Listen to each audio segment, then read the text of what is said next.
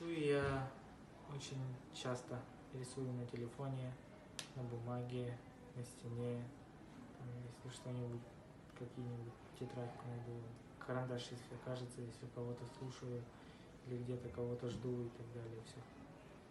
Просто от головы беру и всякое рисую.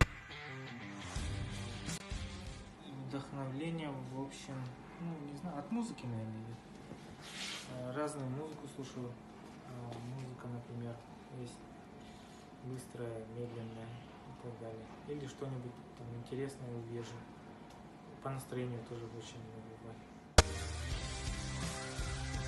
Из местных художников это Михаил Гаврилович Старостин работы, так как он мой преподаватель был, и работы такие как художников, например, Джулсан Афанасьевич Байтунов, Туяров Ефимовна Шапошникова, и Афанасий Петрович Мунхалов. Интересные композиции.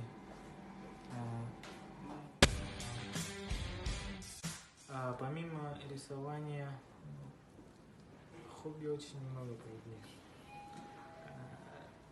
Люблю копаться в машинах, строить машины. Это, например, как разбирать машину, собирать машину несколько раз. Да. И она часто ломается? Нет, не часто ломается, просто что-то добавляю, что-то убираю, что-то, если нравится, убираю. Часто вот так копаюсь. И я никогда не рисую по воскресеньям. Почему?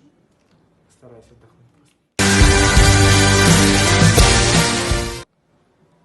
И я творю, когда тишина и покой. Останавливаться на достигнутом, больше рисовать, так как если долго не рисуешь, руки забывают, и забываешь цели вдохновения и так далее. Больше рисуйте, если даже не получается, старайтесь, мотивируйте себя. Даже берите карандаш, если не хочется, все, нарисуйте. Вот.